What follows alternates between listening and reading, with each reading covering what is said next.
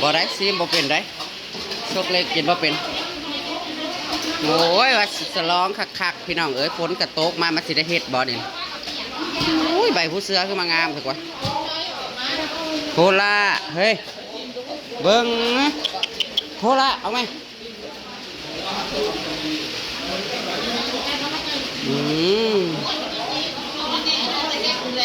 เอาขั้วนำ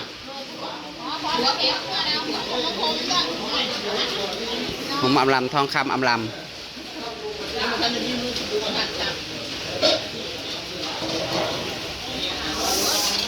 หนาวเด้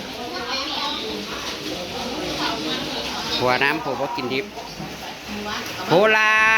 เบิ้งไปไหม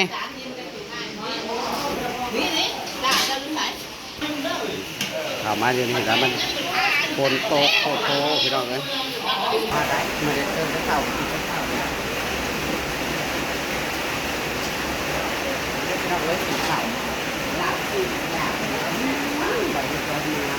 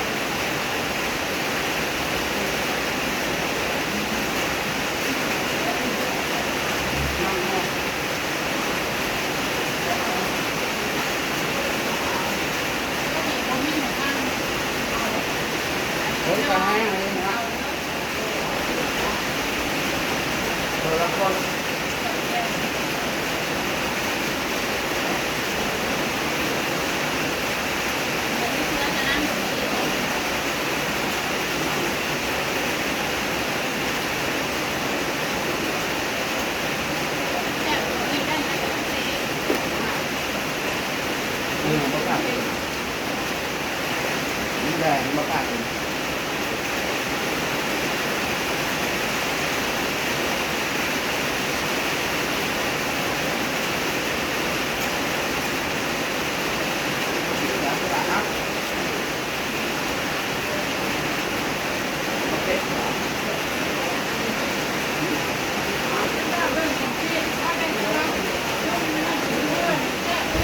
ทำสิเปื้อนฝนตกหนักเลยพี่น้องเอ้ยทางก็เปื้อนอันนี้ทีมงานเฮ็ดทางก็มาพี่น้องฝนห้องก็เอื้อนจน41 โมงแล้วห้องก็เริ่มลงมือนี่คือสิบ่ายพุ่นแหละเพื่อสิแล้วเพราะว่าฝนตก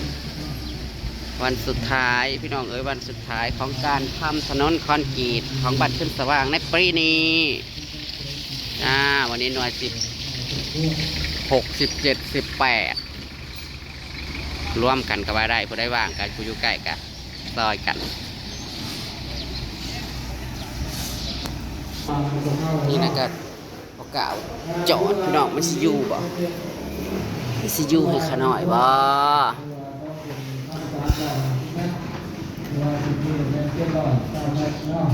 กล่าวจอดมันแตกเมื่อนั้นอิงเลยก็ส่วนนางก็ถูห้องไปค่ะสะอาดค่ะพ่อใหญ่บ้านบ่ต้องเข่าโคละมึงนั่นเห็นบ่เขาถูอยู่นั่นสิลงไปหาสื่อหมอนข้างหมอนเครื่องหมอนข้างออกมาอย่าไปใกล้นะเขาซื้อให้เร็วอันนี้ก็ยังบอกออกมึงจะเจาะเฮ้อเอาให้สะอาดด้วยเฮ้ยห้องห่อได้นี่นะ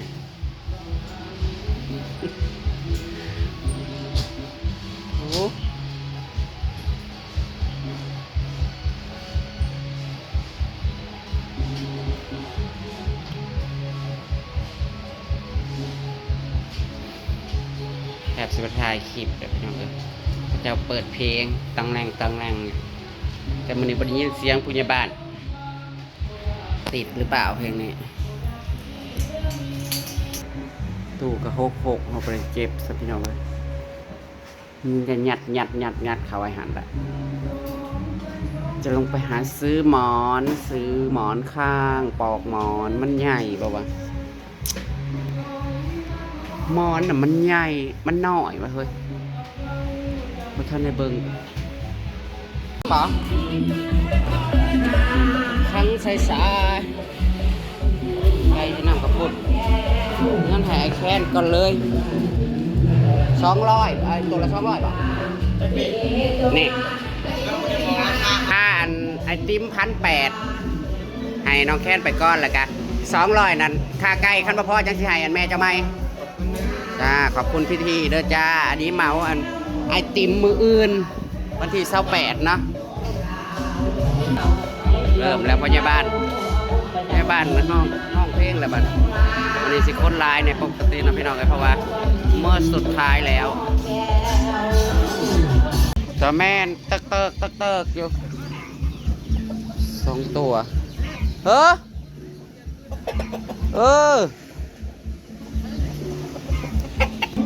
จะอยู่ดีจ้ะนะพี่น้องเลยแน่นตึกเลย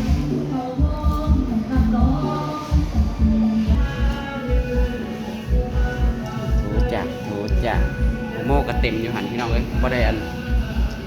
ไว้นะฮะแขกคนกินมื้ออื่นไปจ้าให้สะอาดโบราบ่ต้องเข้าไปออกมาผิดไหมมาออกมา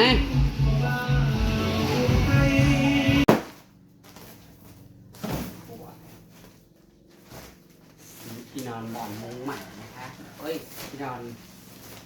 ภาพที่นอนน่ะของพี่อะไรนั่นฝากมาหาซื้อจะหมอนนี่ละไม่พี่น้องเลยหมอนข้าง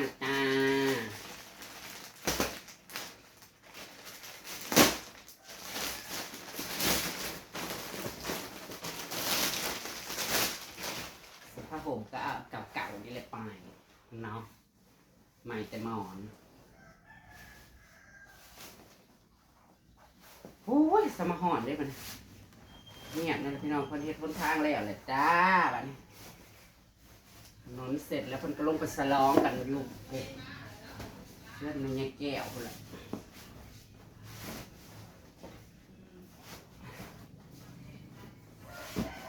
นี่สั่งป่าเข้ามาไว้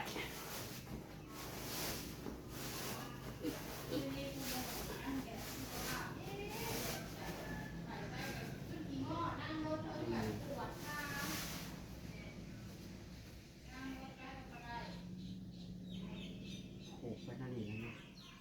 เดี๋ยวมันจะหลุดปุ๊บ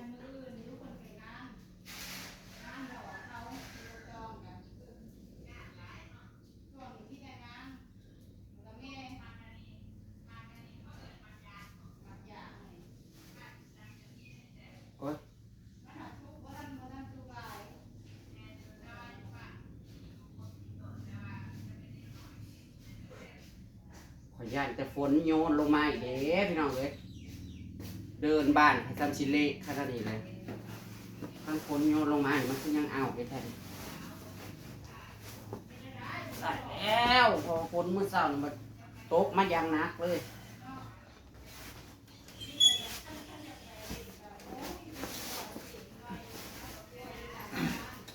บอกซ้ำเนี่ยไปเดือกับตีนรถโอ้ยเขาคือใส่หยาดกระเป๋าชิว่า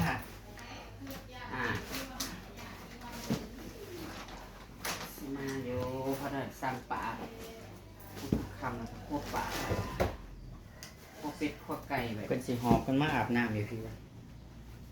ฮะนั่งเมียชิมาอาบน้ำเต็มตัวอยู่พี่วะมาแต่เสา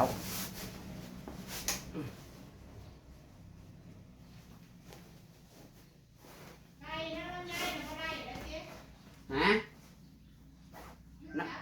น้ำไก่เต้าก็ได้2 โตนะมันสิบมุมไก่อันนี้แหละไก่ตัวเองหรือจับหลุดเหลวน้ำไข่กับจับหลุดเหลวโมแมนซีนี่เด็ดตัวเดียว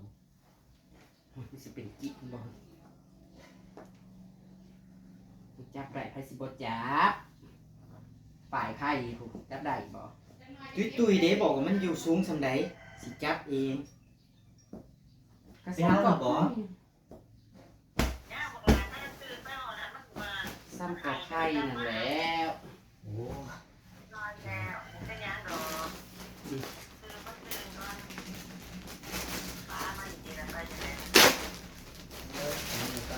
อีกเจ็ดทีนี้เฮ็ดเดือดป่ะ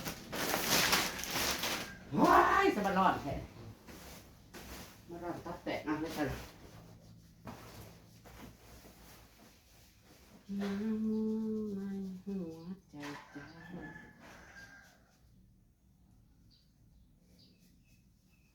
อันนี้คือห้องแท้บอกไม่สิพอโยนมาอีกบอกพี่น้องเอ้ยขอร้องเลยอย่าพาโต๊ะลงมาได้คนเลยแล้วเปียกแล้วงานกันได้คนตกลงมาพอแห้งแล้วได้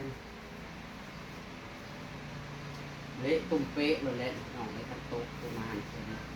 แต่นี่นะกะเละเบาๆแล้วทางมองเดินนี่โอ้ยเหลียวโอ้สามสิเละพี่น้องมึงเนี่ยผู้ฝนตกมาเละตุ่มเป๊ะเลยบาทเขาลาเห็นยังฮะพ่อเด้อจะพาตกลงมาเด้อมันแห้งกะเละเด้อแล้วเรียกแล้วงานก่อนเอาเป็นว่าเสร็จเรียบร้อยพี่น้องเอ้ยถนนเส้นนี้ก็เสร็จไปเป็นที่เรียบร้อยแล้วตอนนี้ทุกคนกำลังกินฉลองกันโคราชจะไปเหยียบได้เพราะว่าเมื่อนี้นอนร้อยฝนเช้าแล้วก็จนสวย ตอนนี้ก็จนบ่ายโมงครึ่งโคราชยาเอามาไปตัดคลิปหน้ากันแล้วกันพี่น้องมันก็จะลงคลิปสาแน่จ้าเนี่ยตามคลิปหน้าแล้วกันโคราชมาแม่จะไปหาเหยียบได้มาตีกับกำลังสีมาจ้ะตามคลิปหน้ากันแล้วกันไม่ได้สร้างปูตั้งป่าไว้ขั้วป่าขั้วเป็ดขั้วไก่นั่นแหละไว้น้ำพี่น้องไว้เห็นน้ำกระปุ่นมืออื่นเนาะสวัสดีค่ะพี่น้องฝนอย่าเฝ้าให้ตกลงมาเด้อพี่น้องบนนี้มันเละมันเลยทางหลังนี่เละแห้ง